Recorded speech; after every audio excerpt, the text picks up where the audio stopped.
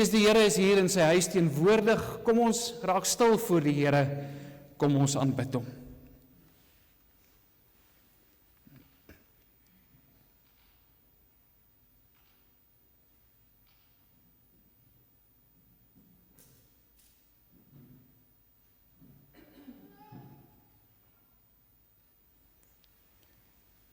Wees nie bevrees nie, want ek is met jou. Kyk nie angstig rond nie, want ek is jou God. Geliefde gemeente, genade, barmhartigheid en vrede vir julle. Van God ons Vader, van Jesus Christus ons Here, deur die kragtige werking van die Heilige Gees. Kom ons antwoord op die groet van die Here vanmôre deur die bekende Gesang 29, al 3 die verse daarvan saam te sing. Grote God, aan U die eer, heerlik is waar U regeer, en dan spesifiek vers 2, in genade, groot en ryk, bou U Heer U koninkryk. Voordat ek kon kies, voordat ek kon vra, het U seun my vloek gedra. En dis so waar wanneer ons ook 'n babatjie ten doop bring, voordat daardie kindjie nog enigiets kan doen, voordat daai kindjie nog enigiets kan besluit, kom maak die Here reeds sy beloftes aan haar. Kom ons sing al 3 die verse staande tot lof van die Here.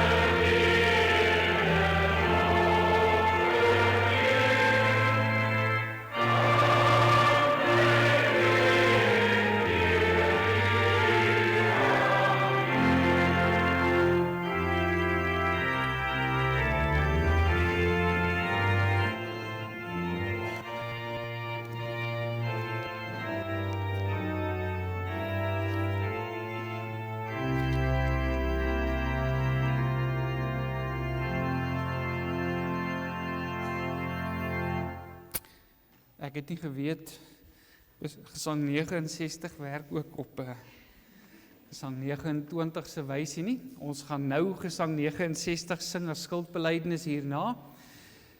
Gesang 69, ons sing die 2de en die 3de vers as ons skuldbelydenis. So ons gaan net so bly sit wanneer ons skuld voor die Here bely vanmôre. Geliefdes, ons luister na die Here se wet, die samevatting daarvan vanmôre, soos wat ons dit in Matteus 22 vind. Matteus 22 vanaf vers 34. En toe die Fariseërs hoor dat hy die Sadduseërs die mond gestop het, het hulle almal saam vergader. En een van hulle, 'n wetgeleerde, het 'n vraag gestel om hom te versoek en gesê: Meester, wat is die groot gebod in die wet? En Jesus antwoord hom: Jy moet die Here jou God lief hê met jou hele hart en met jou hele siel en met jou hele verstand. Dit is die eerste en groot gebod. En die tweede wat hiermee gelyk staan: jy moet jou naaste lief hê soos jouself. Aan hierdie twee gebooie hang die hele wet en die profete.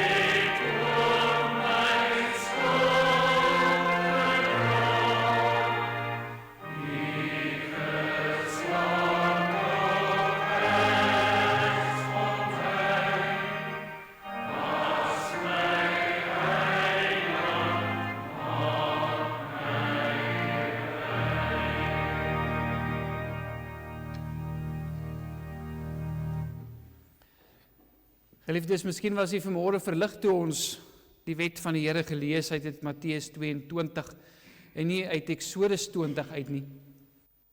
Want baie keer voel dit vir ons Eksodus 20 is swaarder as Matteus 22. Maar het jy al geluister na Matteus 22? Dat jy die Here jou God moet lief hê met jou hele hart, met jou hele siel, met al jou krag. En as ons dit hoor, dan besef ons vanoggend hoe oorgelaat is ons aan die Here se genade. Want wie van ons kan dit gee? Wie kan met sy hele hart, met sy hele siel, met al sy krag, met al sy verstand? Niemand nie.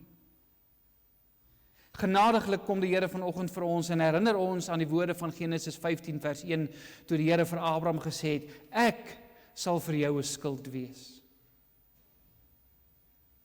Ek sal jou beskerming wees. Jy hoef dit nie op jou eie te doen nie.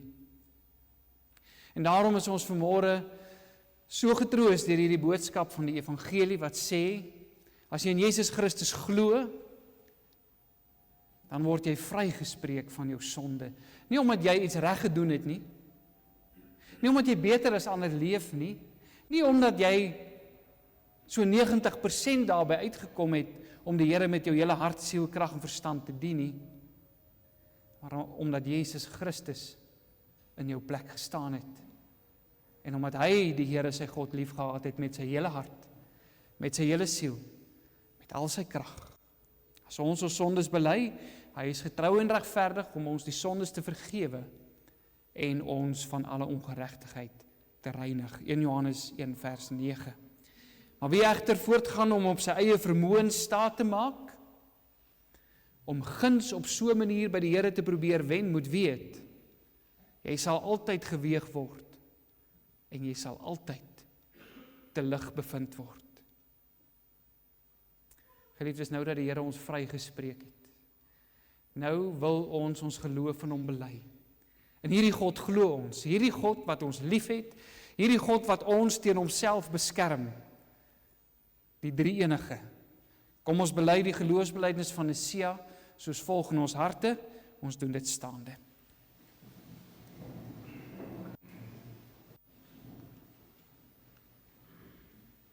Ek glo in een God, die almagtige Vader, die skepper van die hemel en die aarde, en van alle sienlike en onsienlike dinge. Ek glo in een Here, Jesus Christus, die eniggebore Seun van God, gebore uit die Vader voor alle eeue, God uit God, lig uit lig, waaragtige God uit waaragtige God, gebore, nie gemaak nie. Van dieselfde wese met die Vader, deur wie alle dinge gemaak is. Wat ter wille van ons mense en ons saligheid neergekom het uit die hemel en vlees geword het deur die Heilige Gees uit die maagd Maria. En 'n mens geword het. Ook vir ons, gekruisig is onder Pontius Pilatus, gelei het en begrawe is, en op die 3de dag opgestaan het volgens die skrifte, en opgevaar het na die hemel, wat sit aan die regterhand van die Vader, en wat weer met heerlikheid sal kom om te oordeel die lewende en die dode, wie sy ryk geen einde sal hê nie. En ek glo in die Heilige Gees, wat Here is en wat lewend maak, wat van die Vader en van die Seun uitgaan, wat saam met die Vader en die Seun aanbid en verheerlik word, wat deur die profete gespreek het. Ek glo aan een heilige, algemene en apostoliese kerk. Ek bely een doop tot vergifnis van sondes, en ek verwag die opstanding van die dode en die lewe van die toekomstige eeu. Amen. U kan sit.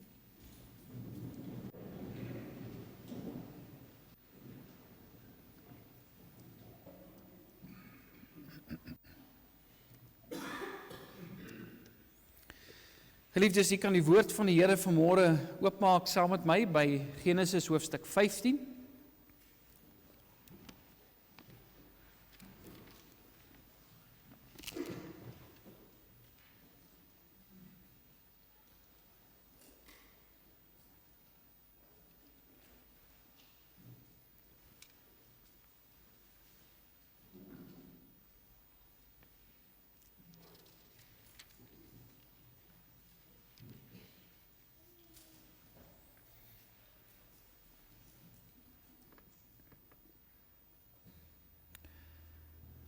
Voordat ons saam lees, kom ons bid eers saam. Manne kan staan.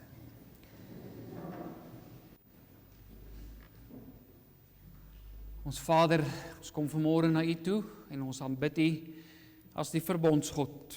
In hierdie oggend waar ons hierdie geleentheid het om ook die sakrament van die doop te beleef, word ons herinner daaraan dat U 'n God is wat nie ver van ons is nie. Dat U in hierdie wêreld ingekom het deur die Seun Jesus Christus, omdat U in 'n verhouding met ons wil staan, omdat U ons God wil wees. Ja, U verbind U self as die drie enige God aan ons en aan ons kinders en aan ons nageslag. Vader, wat 'n voorreg is dit om ook as 'n verbondsgemeenskap wat nie net aan U verbind is nie, maar wat ook deur die geloof en ons gemeenskaplike geloof aan mekaar verbind is, vanmôre hier saam te kan wees en voor die koning van die konings te kom buig en te sê, halleluja, prys sy naam, verheerlik hom, want U sit op die troon, Here, U regeer.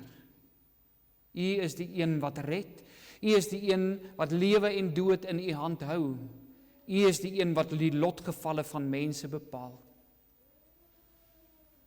Vader, en ons wil U aanbid, want as dit nie vir hierdie verhouding was wat ons met U het nie, en die inisiatief wat U geneem het om na ons toe te kom, na ons in ons sondes en in ons swakheid uit te reik en te sê, ek wil jou red, ek is jou God, ek wil my lewe vir jou gee in my Seun Jesus Christus nie, as dit nie daarvoor was nie, as dit nie was vir die kragtige werking van U Gees in ons lewens nie, Here, dan sou nie een van ons vanmôre hier wou wees nie, maar ons sou ook hopeloos gewees het. Ons sou die elendigste van alle mense gewees het. Daarom dank ons U vir die verlossing in U Seun Jesus Christus. Ons dank U vir die opstanding en die dood wat ons kon vier die afgelope tyd en dat dit juis betekenis aan ons geloof kom gee, want sodoende is die offer voltooi. En nou bid ons Here dat U Gees kragtig in ons sal werk, dat U in elkeen sal werk wat hier is vandag, dat U woord wat gebring word ook vir ons duidelik sal wees, oopgebreek sal word, dat dit vir ons 'n lewende woord sal wees, Here, wat selfs sonder die prediking en deur middel van die dwaasheid van die prediking steeds lewendig en kragtig is, omdat dit mense uit die doodheid kan opwek. Spreek tot ons vanmôre, mag dit 'n geseënde geleentheid wees. Verberg die prediker agter die kruis, in die naam van ons Here Jesus. Amen.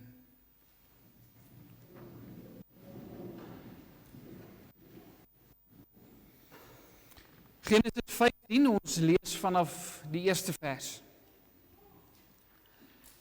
Hierdie dinge het die woord van die Here tot Abraham gekom in 'n gesig en gesê, vrees nie, Abraham, ek is vir jou 'n skild en jou loon is baie groot.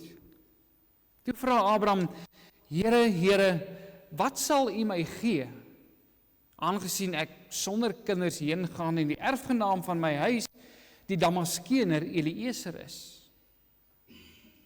Verder het Abraham gesê, aan my het U geen nageslag gegee nie.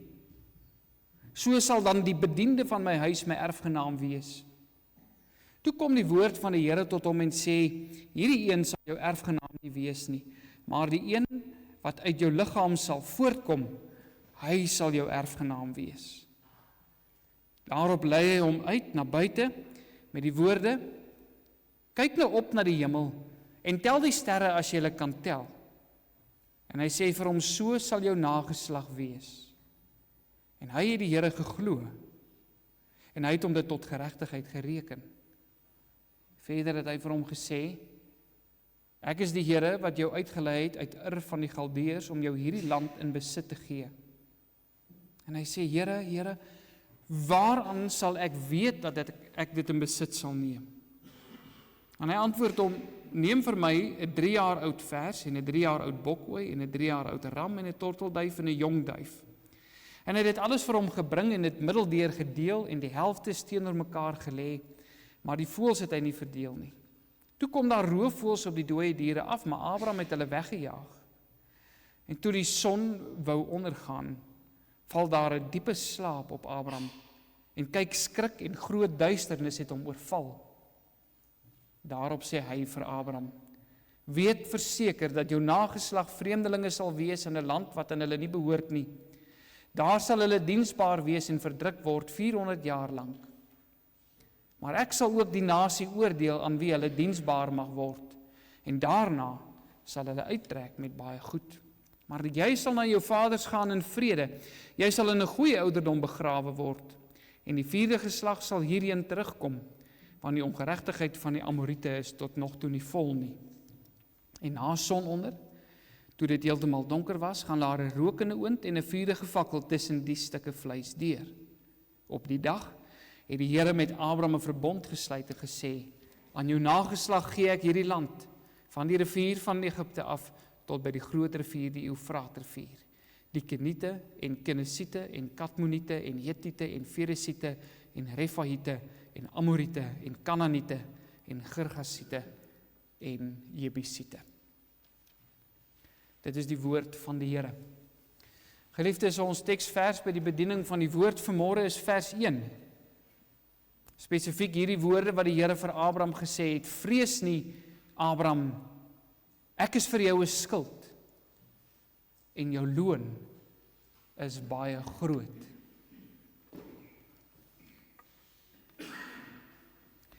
Geliefde gemeente van ons Here Jesus Christus, Achilles is seker een van die bekendste heldefigure uit die Griekse mitologie.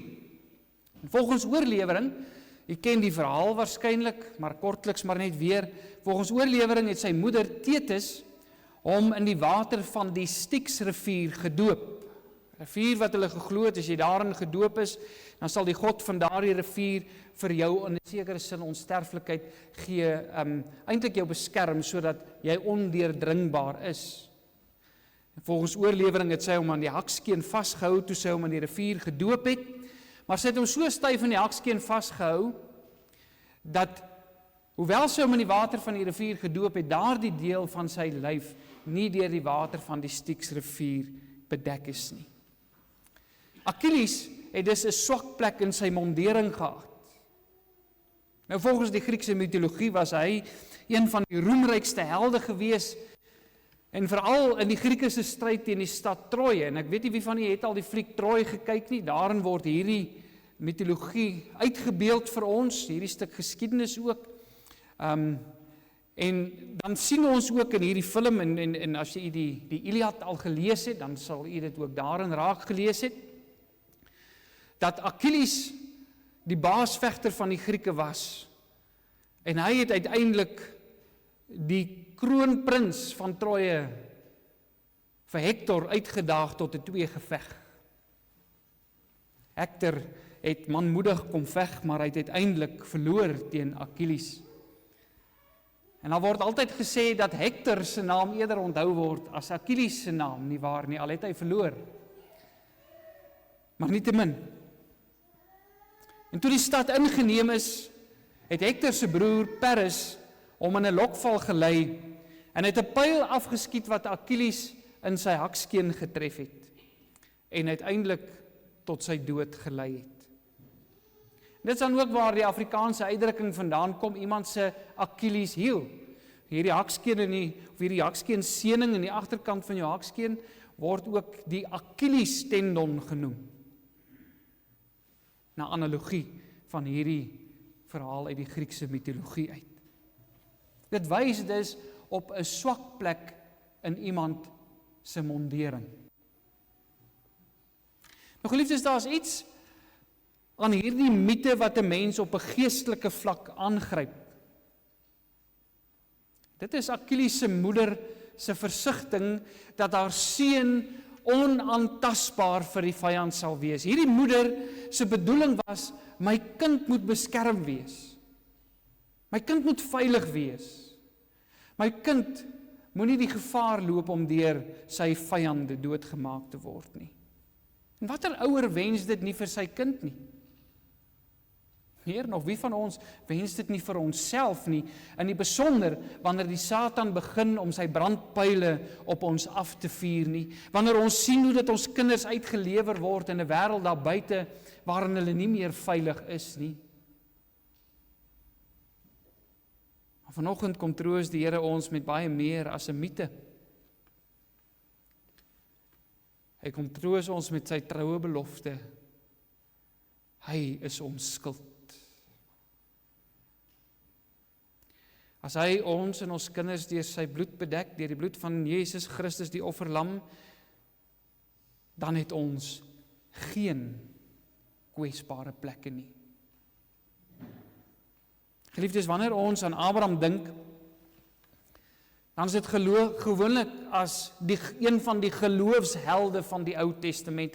En tog as ons hierdie gedeelte lees vanoggend, dan vind ons 'n baie twyfelende en onseker Abraham in hierdie gedeelte. En dit is nou al 'n hele paar jaar sedert die Here die eerste keer in Genesis 12 die beloftes aan hom gemaak het, sekere groot beloftes aan hom gemaak het. Onder andere het hy aan hom 'n groot nageslag beloof. Nou ja, Abraham was al reeds 75, jy moet nou onthou, toe die Here die eerste keer die belofte aan hom gemaak het, en daar word gereken dat hy in hierdie gedeelte omtrent 85, met ander woorde so 10 jaar later was. En nog steeds het hy nie 'n nageslag nie, hy het nie kinders nie. En wanneer mense Abraham se geskiedenis verder lees, en jy hoor ook hoe hy reageer in hierdie gedeelte, dan verstaan jy waarom hy getwyfel het en onseker was. Die eerste leidraad kry ons al in hierdie gedeelte as hy vir die Here sê dat hy sonder kinders is en sy nageslag sal maar deur sy slavin wees.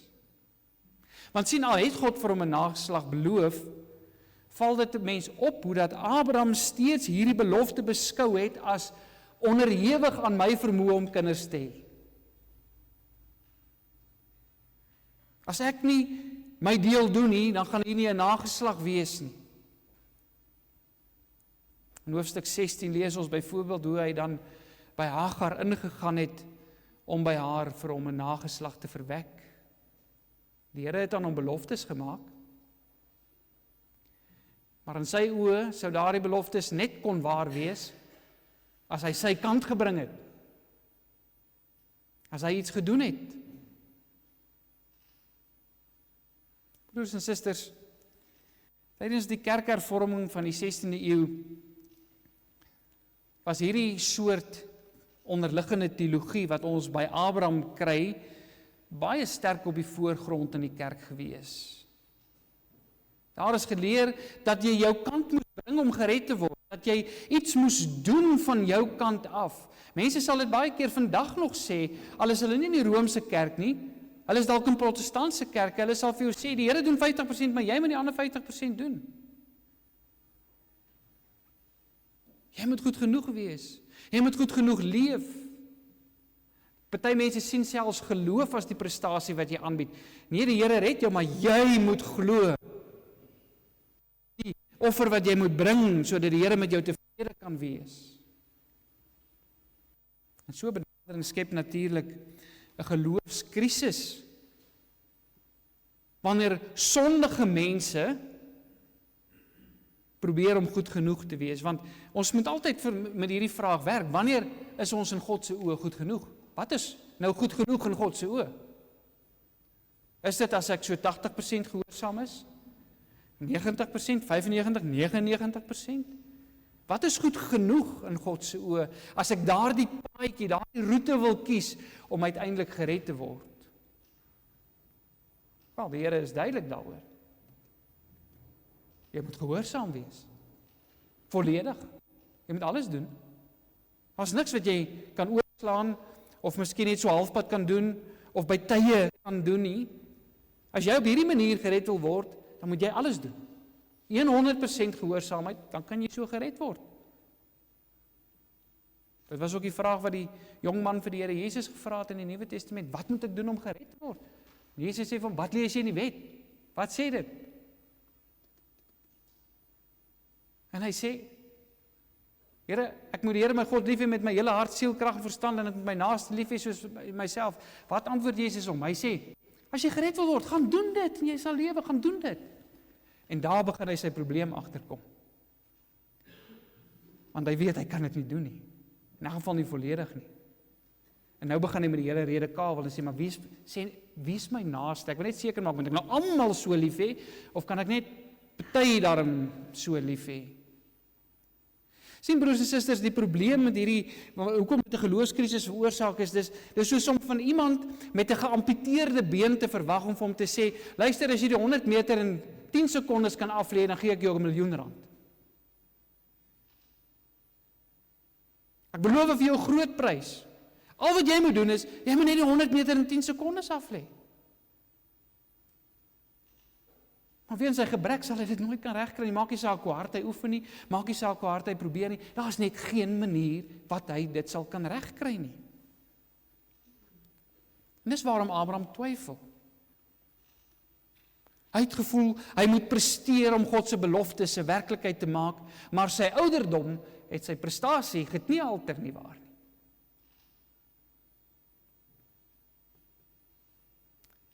Duisende jare later sou Martin Luther met hierdie selfde onsekerheid worstel. Want Luther het in die Romeinse kerk groot geword. En voordat hy die genade van God ontdek het, is hy gereeld deur die duiwel getuister wat hom daaraan herinner het dat jy mag 'n monnik wees, jy mag hier in 'n klooster leef, jy mag jou uit die wêreld uit onttrek het in 'n poging om so goed as moontlik te leef. Ek is ook hier tussen die mure van die klooster. Jy is nie volmaak nie. Jy sal nooit wees wat God wil hê jy moet wees nie. Jy is nie goed genoeg om 'n kind van die Here te wees nie. En die Here het juis hierdie stryd van Luther gebruik om ons van hierdie vernietigende, hopelose teologie te bevry. En tog, as ons luister hoe ons praat, broers en susters, dan is dit ironies dat ons baie keer hierdie bevryding bely. Ons sê, ons word uit genade gered, sonder enige verdienste, deur die geloof alleen. Ons vier dit selfs. As jy hoor hoe ons praat, dan is ons dikwels nog nie diep in die dryfsand van hierdie gevaarlike teologie vasgevang. Kom ons vat maar net een voorbeeld. Hoe dikwels hoor jy dat mense, wanneer hulle in krisistye kom, hierdie vraag vra, dan is dit gelowiges wat die vraag vra. Wat het ons gedoen om so gestraf te word? Of wat het ons gedoen om dit te verdien? Wat is die subteks? Wat is die onderliggende teologie wat hier teenwoordig is? Dit is dat ons glo dat dit meer gaan oor wat ons doen, as oor dit wat God beloof en dit wat hy doen. Dit wat ons doen, het uiteindelik glo ons 'n bepalende effek oor hoe God reageer teenoor ons, en wat hy vir ons gee, of wat hy met ons laat gebeur. Dis wanneer ons so redeneer dat ons kwesbaar is, en die duiwel mik juis sy aanvalle op daardie swak plek in ons mondering. En ons moet nie dink hy gaan ons kinders uitlos nie. Die hartseer werklikheid is dat hy baie keer deur ons as ouers ons kinders juis op hierdie punt bykom. Hoekom? Want as ek die hele tyd vir my kinders vertel, net soet kindertjies kry persente, en net onthou stout kinders kry nie geskenke nie, net soet kindertjies kry persente, dan speel ek in sy hand. Dan doen ek niks anders as dit nie. Ek is besig om hierdie teologie baie prakties uit te leef. As jy nou wil weet, broers en susters, hoe om teologie prakties uit te leef, daar's 'n goeie voorbeeld. Dis wel die verkeerde teologie. Maar jy leer vir jou kinders, as jy nie goed genoeg is nie, kry jy niks.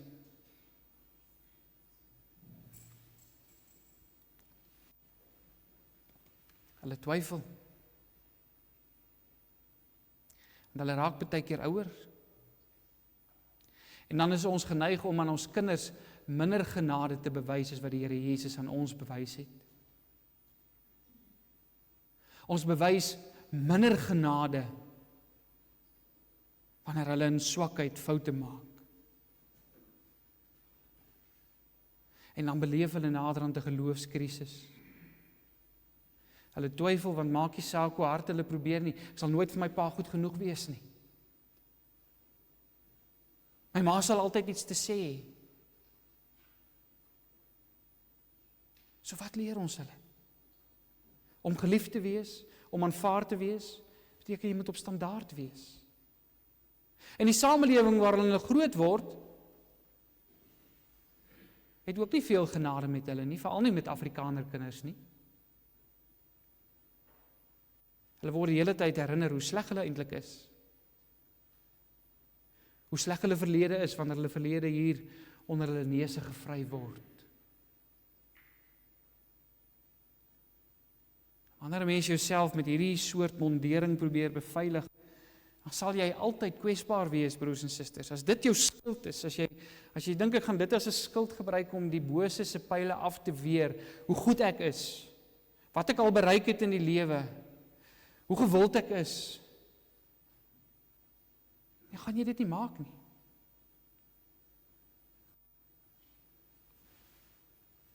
As jy val vir die wêreldse siening van Christendom, want ons moet onthou, daar's 'n wêreldse siening van hoe Christendom werk, en dan is daar die Bybelse siening van wat Christendom is. Die wêreld definieer Christendom so: goeie mense gaan hemel toe, slegte mense gaan hel toe. En ons val daarvoor. Ons stel dit nie reg nie, want dis nie die boodskap van die Bybel nie. Ja, slegte mense gaan hel toe. Maar slegte mense gaan hemel toe ook, omdat hulle genade gekry het.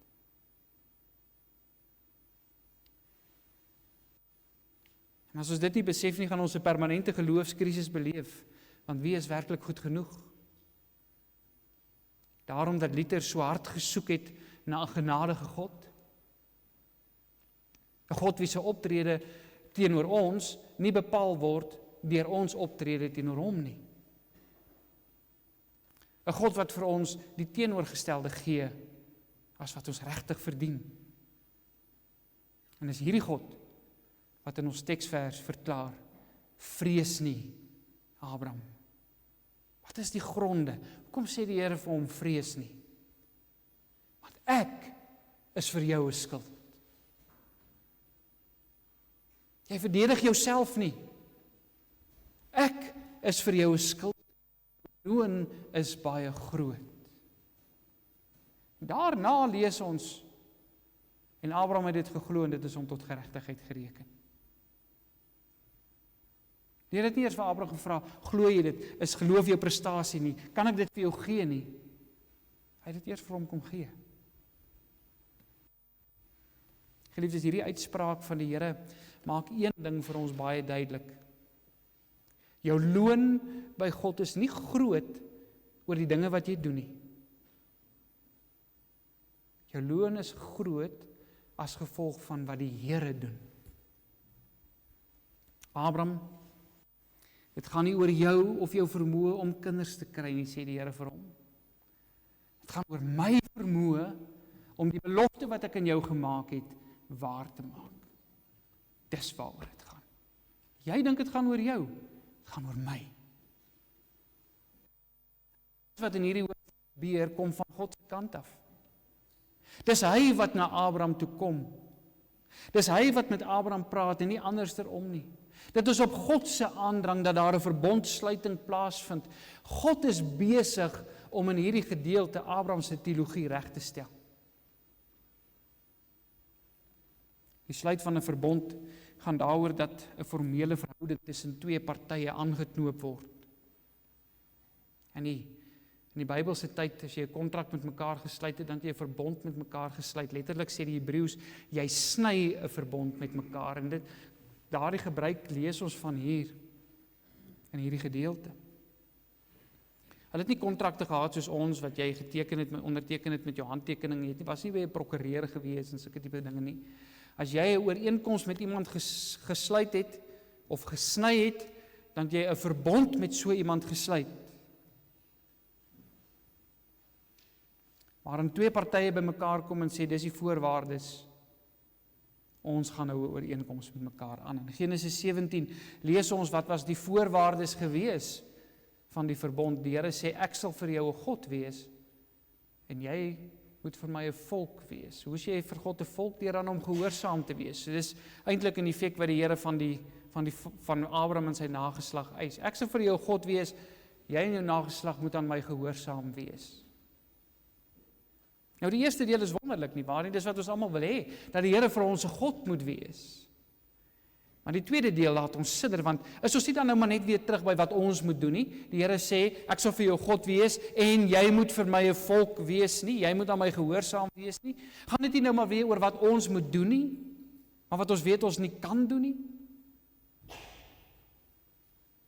In vers 9 tot 10 gee God vir Abraham opdrag om alles vir die verbondsluiting reg te kry. Hy moes die diere in stukke opsny, en hy moes die stukke vleis weerskante van mekaar neersit. En gewoonlik met so 'n ooreenkoms het al twee partye tot hierdie ooreenkoms dan tussen die stukke vleis deurgeloop. En daardeur het hulle vir mekaar gesê, ons is so ernstig oor die onderneming wat ons vir mekaar gee, ek my kant, jy jou kant, dat as ek of jy ons kant van hierdie onderneming verbreek, dan mag die ander party met ons doen wat ons met die stukke vleis gedoen het. Met ander woorde, ek gee jou die reg om my dood te maak. Jy kan my in stukke sny, soos wat ons met hierdie vleis gedoen het. Daardeur het hulle self dus tot die voorwaardes van die ooreenkoms verbind, en as hulle dit verbreek het, ook die gevolge daarvan uitgespel. Maar nou sien ons in vers 17, geliefdes, iets baie interessant gebeur. Net na sononder lees ons dat daar slegs 'n vurige fakkel en 'n rokende oond tussen die stukke vleis deur beweeg. In die Bybel, as jy die Ou Testament lees, dan sal jy weet, rook en vuur is altyd of meestal tekens van God se teenwoordigheid. Dink maar byvoorbeeld toe die volk by Sinaï aangekom het, dink aan die rookkolom en die wolkkolom wat voor die volk uitgetrek het. Dit is alles natuurtekens wat die Here gebruik het om vir die volk te sê, ek is nou hier. So elke keer as hulle hierdie goed gesien het, het hulle geweet God is daar. En tydens hierdie verbondsluiting gebeur daar dan iets uniek. Dit is net God wat tussen die stukke vleis deurstap. Hy laat Abraham in 'n beswyming gaan. Abraham is nie onbewus van wat hier gebeur nie. Ons lees dat hy sien, maar hy kan nie deelneem aan dit wat hier gebeur nie. Want sien nie wat doen die Here? Die Here is besig om Abraham te beskerm. As Abraham deurgeloop het, as Abraham saam met die fakkel en die vuurige oond deurgeloop het, dan was hy gebind. Dan was hy gebinde aan, as jy nie vir my 'n volk is nie, sal ek nie vir jou God wees nie. Dan het dit van hom afgang. En om hom te verhoed, bevestig God opnuut die verbond, my verhouding met jou hang nie af van wat jy doen nie. Want jy loop nie tussen die stukke vleis deur nie. Dit hang af van wat ek doen. En deur alleen tussen die opgesnyde diere deur te loop, bevestig God sy woorde van vers 1 dat hy vir Abraham 'n skild is. Hy sal slegs deur sy optrede sorg dat hierdie verhouding werk. Dat albei kante nagekom word van die verbond. Ek sal vir jou God wees, maar ek sal jou ook help dat jy vir my 'n volk kan wees. Ek sal jou bevry, ek sal jou in staat stel om dit te kan doen. So God was in 'n sekere sin besig om Abraham teen homself te beskerm. En hy het nie leë beloftes gemaak nie. Hy het gedoen wat hy beloof het. Isak is vir Abraham gebore. En uit hom het daar vir Abraham 'n groot nageslag gekom. Abraham het in die beloofde land ingetrek. Hy was geseënd en hy was voorspoedig geweest. God was vir Abraham 'n God, soos wat hy vir hom beloof het, sonder dat Abraham iets gedoen het om dit te verdien. Maar broers en susters, God het ook gesorg dat Abraham se kant, Abraham se nageslag se kant, die mens se kant, nie in my kant, want onthou net ons staan aan die kant van Abraham, dat daardie kant van die verbond nagekom word. Wat is die eis? Abraham, ek eis dat jy en jou kinders vir my volk sal wees, dat julle aan my gehoorsaam sal wees, volledig en volkome. En dit is juist wat ons twyfel veroorsaak, want ons is sondaars, ons kry dit nie nodig reg nie. Ons weet, ons het iemand nodig wat dit vir ons kan doen. Ons kan nie self nie. En dan lees ons in Romeine 5 vers 19 hierdie woorde, want soos deur die ongehoorsaamheid van die een mens baie tot sondaars gestel is, so sal ook deur die gehoorsaamheid van die een baie tot regverdiges gestel word. Wie is die een? Jesus Christus, gebore uit die nageslag van Abraham. Hy het gekom. En hy het twee dinge kom doen. Hy is in die kruis middeldeur gesny, soos die stukke vleis, want hy het die straf gedra vir ons oortredinge. Hy het ons sondes op hom geneem.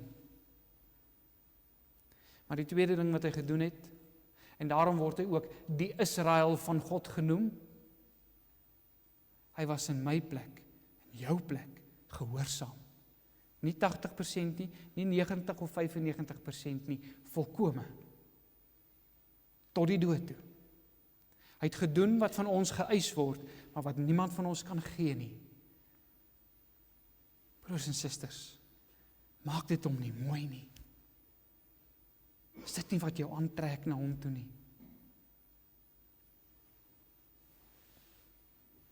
'n bietjie later lees ons dat God vir Abraham 'n teken gee om hom te herinner aan sy beloftes, aan hierdie gebeurtenis. Want die Here, Abraham vra die hele tyd vir die Here, maar wat sal ek hê? Wat kan U vir my gee dat ek ten minste net seker kan wees van die beloftes?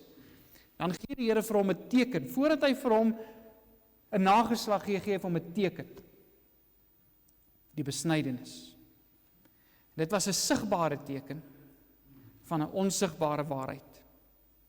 Sigbare teken, elke keer as Abraham dit gesien het, dan het dit hom herinner aan dit wat hy nie kan sien nie. Maar hy moes geweet het, net so werklik soos wat hierdie besnydenis is, want hy het dit gevoel, so werklik is die belofte van die Here.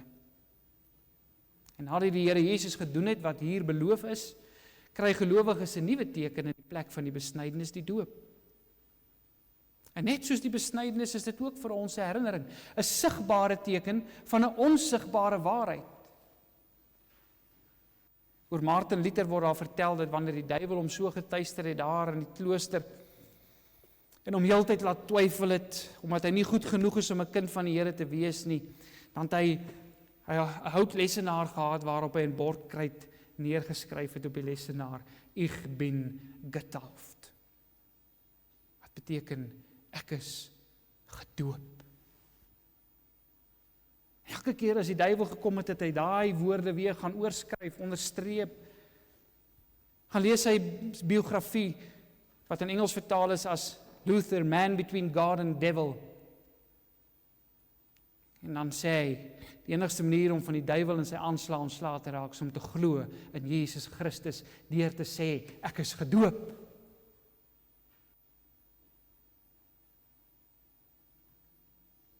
Dis waarom dit so 'n groot gebeurtenis is wanneer gelowige ouers hulle kindertjies as papbabietjies bring om gedoop te word.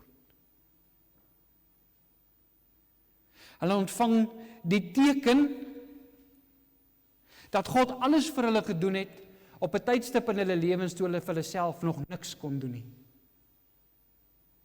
Voordat ons kon doop, voordat ons kan praat, voordat ons kan dink, voordat ons keuses kan uitoefen, voordat ons iets kan doen, gee God alreeds die teken van sy genade aan ons en sê, jy doen niks, ek doen alles. Ek kom na jou, ek red jou. Die doop is 'n teken wat ons herinner, alles is klaar gedoen. Die doop is 'n teken wat my kind herinner, my kind, net soos wat jy niks kon doen die dag toe jy gedoop is nie, al is jy groot, al is jy slim, al ken jy die Bybel uit jou kop uit, kan jy nog steeds niks doen om gered te word nie, maar jy die bloed van Jesus Christus. En dis waarom die doop vir Luther so groot troos was. Elke keer wanneer die duiwel hom op sy sondes gewys het en hom herinner het dat hy nooit vir God aanvaarbaar sal wees nie, was sy doop die antwoord. Want Luther het dan in effek vir die duiwel gesê, jy kan maar kom met jou aanslaaf, want dit is nie ek wat goed genoeg hoef te wees nie. Ek hoef nie vir God te beïndruk nie. Christus het klaar. God kom na ons toe. Hy kom maak sy beloftes aan ons en aan ons kinders.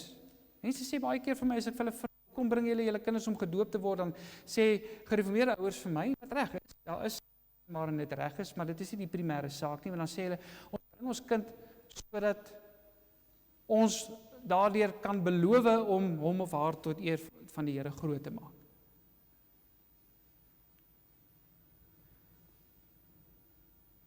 Nee. Ons bring ons kinders sodat ons opnuut herinner kan word aan God se belofte aan ons. Wat het hy beloof vir my? Wat het hy beloof vir my kinders?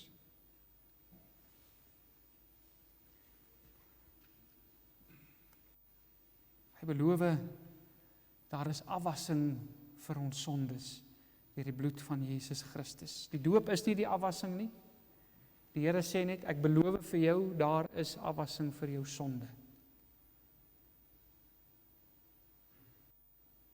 Die doop herinner ons dat ons waarde vir God nie geleë is in wie ons is, of wat ons doen, of hoe belangrik ons is nie. En dis hierdie waarheid wat uiteindelik tot een van die groot slagspreuke wat ook hier voor op ons kanselkleed aangebring is, een van die groot slagspreuke van die hervorming gelei het, sola gratia. Genade alleen. boek Romeine en het veral vir Luther hiermee gehelp. In hoofstuk 3 vers 24 lees ons, en hulle word deur sy genade sonder verdienste geregverdig deur die verlossing wat in Jesus Christus is. Om nie deur jou werke gered te word nie, maar deur geloof in die verlossing van Jesus Christus, dit het Luther vrygemaak. En van hierdie genade is die doop 'n tasbare teken. Die rede hoekom ons so maklik soos 'n mislukking voel, broers en susters, is maklik ons doop vergeet. En tog gee die Here gereeld vir ons die geleentheid om nie te vergeet nie. Elke keer wanneer 'n babatjie gedoop word, dan herinner die Heilige Gees my ook aan die feit dat ek gedoop is. Of ek nou 80 jaar oud is, 90 jaar oud is, en of ek 10 of 12 of 15 of 20 is. Elke keer wanneer God tydens die doop na 'n verbondskindjie kom en sy beloftes aan daardie kindjie maak, dan moet ons onthou dat hy ook na ons toe gekom het en dit vir ons kom beloof het. Hy het kom beloof, daar is afwassing vir jou sondes. Of ons dit nou glo of nie. Dit verander niks in sy belofte nie. As ek vir jou beloof, daar is R1 miljoen in die bank, en jy glo dit nie, en jy gaan onttrek dit nooit nie, maak dit my belofte onwaar. My belofte bly waar. En wanneer ons as ouers onderneem om ons kinders tot eer van die Here groot te maak, en dink ons baie keer, ons moet hulle net leer om die regte dinge te doen. Ek moet hulle leer om aan die standaard te voldoen, sodat hulle daarom vir God en vir die kerk aanvaarbaar kan wees. En so 'n benadering werk met 'n verkeerde vertrekpunt. Dit kweek moedelose kinders, wat uiteindelik die kerk verlaat, want hulle is altyd kwesbaar. Hulle sal nooit voel hulle is goed genoeg nie. Nee, geliefdes, ons moet altyd by die doop begin as ons met ons kinders werk. Wie so met die opvoeding van sy kinders begin, sy benadering is, my kind, weet, die eerste ding wat ek vir jou wil sê, die Here het jou baie lief. Jy is reeds vir hom aanvaarbaar. Nie omdat jy so goed is nie, nie omdat ek jou pa is en jou ma en jou ma is nie, beslis nie oor daardie rede nie, maar omdat die bloed van Jesus Christus ook vir jou sondes betaal het. Glo jy dit? Roep jou kind op tot geloof. Bid dat die Heilige Gees ook hierdie onsigbare waarheid 'n tasbare werklikheid in hulle lewens sal maak. En omdat dit waar is vir my kinders, omdat ek vir my kind kan sê, my kind, die Here het vir jou sondes betaal. Nou het ek 'n ander motivering om my kind op te roep om te lewe tot eer van die Here. Sê, jy is vry. Jy is vry van hierdie verantwoordelikheid om die Here te probeer beïndruk. Maar jy is ook nou vry om dankbaar te lewe. Moenie hierdie dinge doen nie. Moenie hiermee besig wees nie. Dis waarvoor Jesus met sy bloed betaal het. Jy het nie nodig om hiermee aan te gaan nie. Hy het jou vrygemaak hiervan. Dit is wat die Here van ons wil hê. En as jou kinders foute maak en soos mislukkings voel, want hulle gaan in hulle lewens so voel, en dit gaan met hulle gebeur, herinner hulle dan. Jy is gedoop. Jy het die teken van God se genade ontvang. En dit is 'n teken dat God jou nie op grond van jou werke, op grond van dit wat nou in jou lewe gebeur het, aanvaar nie. Die drie-enige God het na jou toe gekom. Hy het hom aan jou verbind. Hy het sy seun in jou plek gegee en sy gees werk in jou lewe. Geliefdes, Achilles het 'n swak plek in sy mondering gehad. Omdat hy nie oralster aan sy lyf deur die water van die Styxrivier bedek was nie. Maar gelowiges het nie daardie probleem nie. Ons word nie in die Styxrivier gedoop om onsterflikheid te kry nie. Ons word in Christus se bloed gedoop. Ons word met Christus oordek, sodat hy en sy verdienste aan die kruis ons skuld is, wanneer die Satan met sy brandpyle op ons losbrand. Dis 'n ondeurdringbare panser Want dit herinner ons, dit gaan nie oor wat jy doen nie, maar oor wat Christus gedoen het. Hy is ons skuld. Ons loon is groot. Sola gratia. Amen.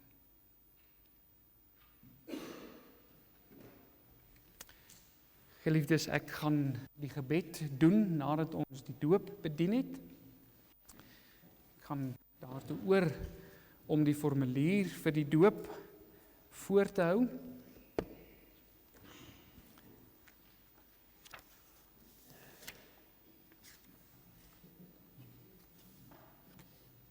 Willem en Heike, julle kan hier voor die kansel kom staan.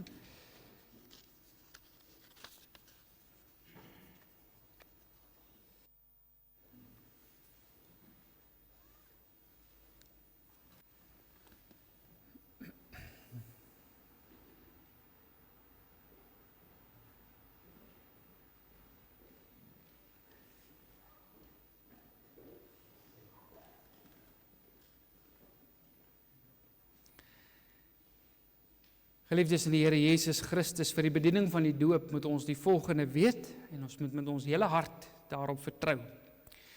Ons bedien die doop omdat die Here God 'n verbond van genade met die gelowige mense opgerig het. Reeds vir Abraham het die Here gesê, ek sal my verbond oprig tussen my en jou nageslag na jou in hulle geslagte as 'n ewige verbond om vir jou 'n God te wees en vir jou nageslag na jou. In die Ou Testament het die Here die besnydenis en die Pasga as die tekens van hierdie verbond en as tekens van die geldigheid van die verbond gegee. Daarna het Christus gekom en hy het hierdie ooreenkoms in sy persoon en deur sy verlossingswerk op 'n nuwe en 'n finale wyse bevestig. En as 'n teken en 'n waarborg het hy die doop en die nagmaal in die plek van die Ou Testamentiese tekens gegee. Die Here Jesus het voor sy hemelvaart aan sy disippels die opdrag gegee om die doop te bedien. Hy het gesê, gaan dan heen, maak disippels van al die nasies en doop hulle in die naam van die Vader en die Seun en die Heilige Gees en leer hulle om alles te onderhou wat ek julle beveel het. Elke verbond het twee kante. Van sy kant het die Here hom deur hierdie verbond verbind om ons God te wees en ons te seën. Maar hy vereis dat ons hom uit dankbaarheid en gehoorsaamheid sal dien. Iets wat vir ons moeilik is. En daarom het ons Christus. Die doop in die naam van die drie-enige God, Vader en Seun en Heilige Gees, is vir ons ryk aan betekenis. Deur die doop in die naam van God die Vader verseker hy ons dat hy as Vader ons in sy genadeverbond insluit en tot sy kinders aanneem. Verder leer die Bybel dat ons en ons kinders in sonde ontvang en gebore word. Ons kan die koninkryk van God alleen beerwe indien ons weergebore word. Deur die doop in die naam van God die Seun word ons aan Jesus Christus as die Seun van God verbind. Sy bloed was al die sonde af. Die doop is 'n teken en 'n bevestiging van die belofte van hierdie afwassing. Teken, bevestiging. Dit is nie die afwassing nie. Die doop verkondig dat ons ou sondige mense saam met Christus aan die kruis gesterf en saam met hom begrawe is, maar dat ons deur sy opstanding weer lewend gemaak is, sodat ons vir die sonde dood is en vir God in Christus lewe. Die doop is 'n teken van ons inlywing as lidmate in die kerk van Christus, waar ons as lewende lidmate moet leef. Deur die doop in die naam van God die Heilige Gees gee God aan ons 'n dubbele versekering. Hy woon deur sy Gees in ons en hy regeer en vernuwe ons en hy sal dit ook met ons kinders doen. Geliefdes, dit is wat die Here se woord ons leer oor die doop. Dit en wat ons ook vanoggend gehoor het in die prediking. So ek wil hê ons moet eers nou antwoord op die prediking. Ons moet antwoord op dit wat die Here hier vir ons gegee het voordat ons die res van die doopbediening doen deur Gesang 114 vers 1 en vers 2 saam te sing. Gesang 114 Gesang 114, ek gesê Psalm. Gesang 114, so jy sal sien, dit is 'n beruiming van die eerste vraag en antwoord van die Heidelbergse Katekismus. My enigste troos in lewe en dood is dat ek aan Jesus Christus behoort. Met sy kosbare bloed het hy my vrygekoop. Dis my anker, my vaste hoop. Kom ons sing hierdie 2 verse, vers 1 en 2, en dan kan u daarna weer u sitplekke inneem en julle kan net so bly staan.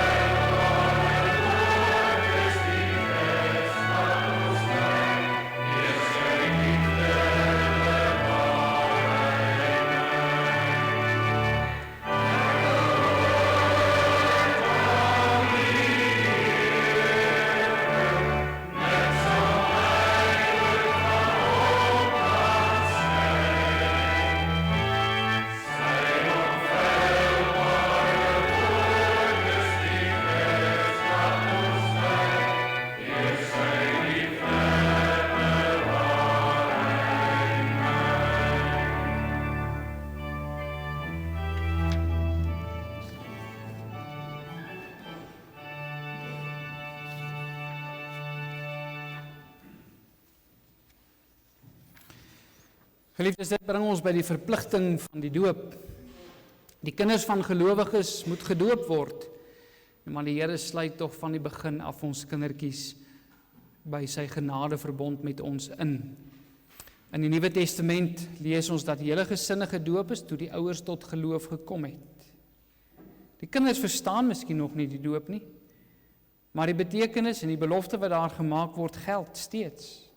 Trouwens, dit beklemtoon juist dat God die verlossing uit genade aan hulle beloof. En die doop plaas ouers dan onder 'n besondere verpligting teenoor die verbondskind, om hulle kind te onderrig aangaande die betekenis en die eise van die verbond, om vir hulle 'n voorbeeld in die uitlewing daarvan te wees, en dan om hulle op te roep om die beloftes van God in die geloof toe te eien. Dit is belangrik. Die doop het geen effek uiteindelik glo nie. Ek vra die volgende as doopouers waarop julle opreg moet antwoord aan God drie-enig. Die doop is 'n Godstelling. Die Here waarborg daardeur sy verbond van genade vir ons en ons kinders. En om te bevestig dat julle die doop om hierdie rede en nie om een of ander bygelowigheid gebruik nie, die volgende vraag. Bely julle dat hoewel ons en ons kinders as sondaars gebore word, en daarom onder die oordeel van God staan, ons saam met ons kinders nogtans in Christus deel het aan die verbond. Verklaar julle dat ons kinders daarom as verbondskinders van die kerk gedoop moet word. Bely julle dat die leer van die Bybel in die Ou en die Nuwe Testament, soos wat dit saamgevat is in die kerk se belydenisskrifte, dat dit die ware en volkome leer van die saligheid is. En beloof julle as ouers om hierdie kindjie van julle in die leer na die beste van julle vermoë self te onderrig en later te laat onderrig. Wat is hierop julle hoorbare antwoord aan God drie-enig? Ek wil dan nou vra dat Helena vorentoe gebring word vir die doop. Ek weet nie wie bring haar in nie. Lyk vir my, daar staan oupa reg met haar daar agter.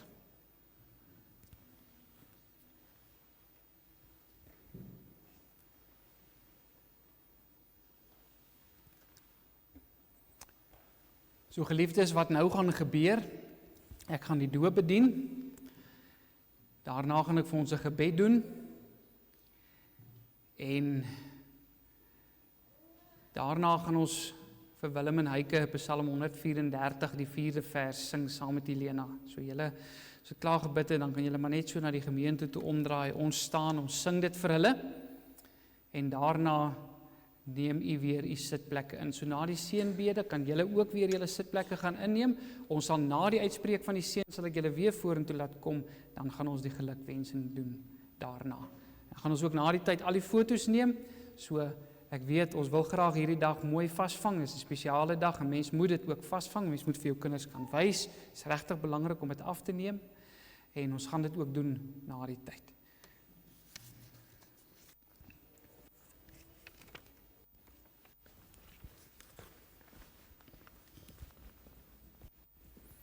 Ons staan julle vir my hierso.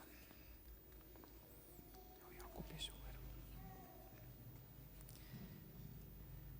Helena Dorothea Petzer, ek doop jou in die naam van die Vader en die Seun en die Heilige Gees. Amen. Here ons God, wat 'n stuk genade. Wat 'n wonder dat U na ons toe kom in ons swakheid. En dat U Uself so aan ons kom verbind. Here, ons wil op ons knieë neerval in aanbidding voor U. Ons wil U heilige naam prys en U groot maak. Here, want wat het ons gedoen om dit te verdien? Soos ons vanmôre gesing het, leeg net met my sonde las.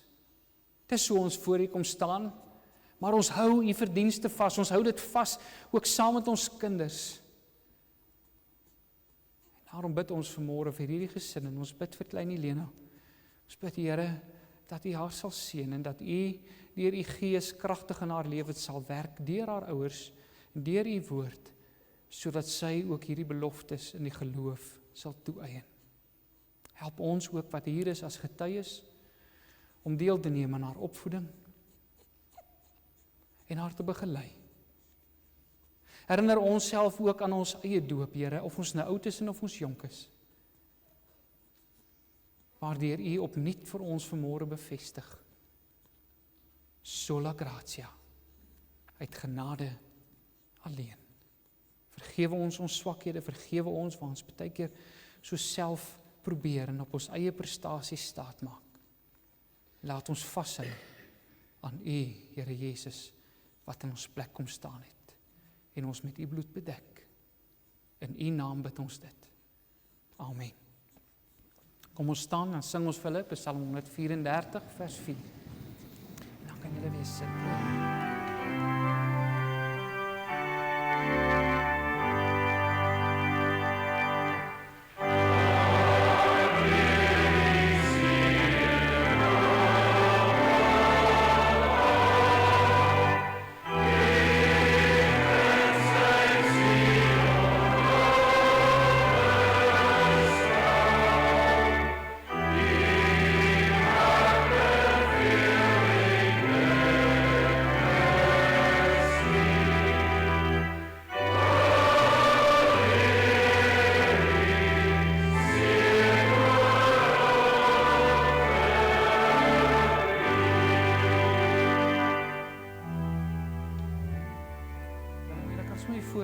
Sit sommer hier.